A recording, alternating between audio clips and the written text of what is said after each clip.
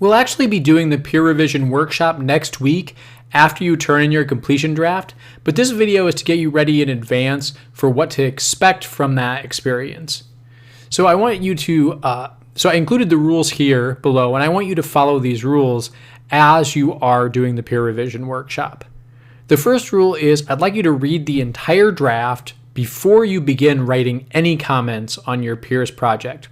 Now, the reason why I'd like you to do this is because a lot of times you'll find that you think something is true at the beginning of a project, but it actually isn't true at the end. So let's say you write at the beginning, oh, you forgot to talk about language, but actually they talk about language in paragraph 4. So the way that I approach this a lot of times is when there's a space where I do want to leave a comment, I start writing it, but I don't actually hit submit until I get to the end. And then when I do it that way, I find that probably about half the comments that I've put in the draft, I end up hitting cancel on because it's covered later in the project and it's not really necessary for me to make that comment. When you do start making comments, please make sure that you make at least 2 what I'm calling revision comments. So what I mean by this, these are longer comments that are much more detailed and are specifically geared toward providing your peer with a method to revise their project, to improve their project for the final draft.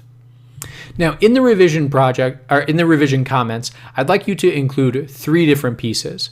A what, and in the what, I'd like you to clearly state in your comment what you're referring to.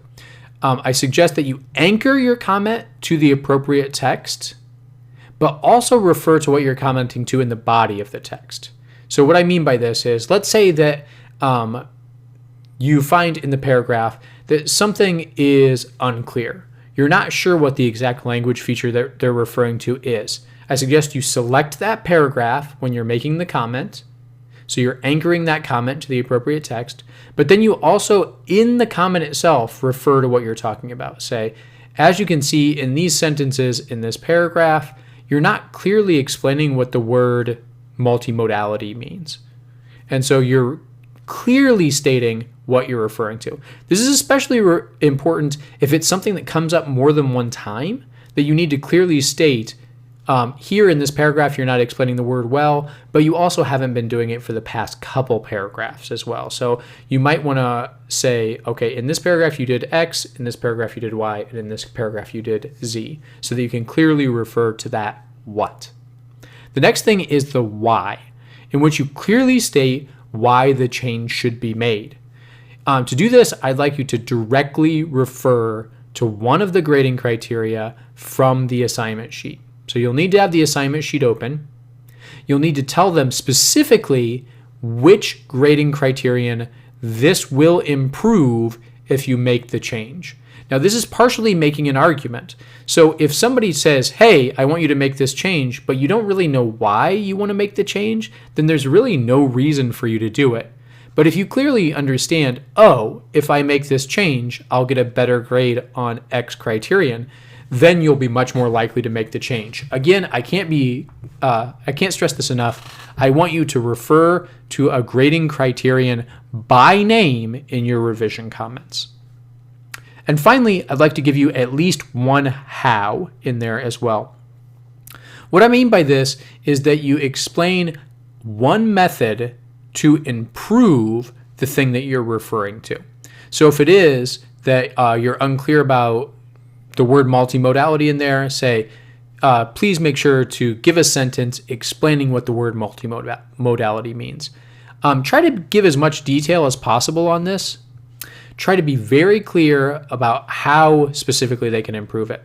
So I think the most frustrating thing about peer revision sometimes is somebody gives you advice, but you really don't know what to do about it. This is to try to avoid that. The reader or the writer should have a very clear idea of what they need to change to improve. So again, those 2 revision comments need to be longer, need to be about a paragraph each, and they need to include a what, a why, and a how. When you're giving those comments, please try to be as polite as possible. Remember, there is a person on the other side of these comments that's going to see them, and they've probably worked really hard on this. So don't be a jerk to them. Like, try to be polite. Try to acknowledge the work that they've put into this. When you're commenting, please do not comment on anything related to grammar, spelling, or mechanics.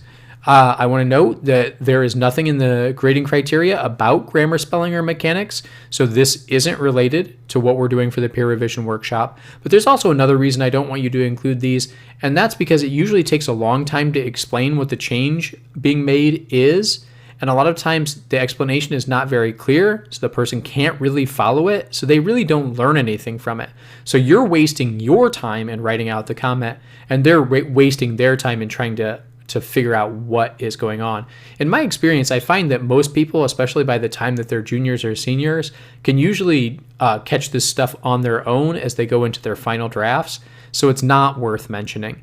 I want to also mention that if you do break this rule, you will lose points for the peer revision workshop. Not only will I delete your comment that is about grammar, spelling, or mechanics, but I will actually dock your grade as well. After you've made a minimum of your 2 revision comments, you are welcome to make any other comments that you'd like. You could make additional smaller comments, just asking questions about whatever is related to the topic, different smaller comments that are giving additional suggestions. And you can also make positive comments, things that you liked, things that the author is doing really well. In fact, I really encourage you to make positive comments in there. This goes back to that rule 3 of being polite. If all you hear is the stuff you're doing wrong, it'll probably be really disheartening. But if you hear some things that you're doing well as well, that can be really helpful. And finally, please remember this is comment only. What I mean by that is I only want you to use the comment feature in Google Drive. I do not want you to make any direct changes to the draft yourself. Your only contribution to your peers project should be through comments. All right. If you have any questions about how the peer revision workshop will work, just let me know in the questions forum. As we get to the peer revision workshop next week, please refer back to this video to make sure that you understand how everything works if any of the rules are unclear to you.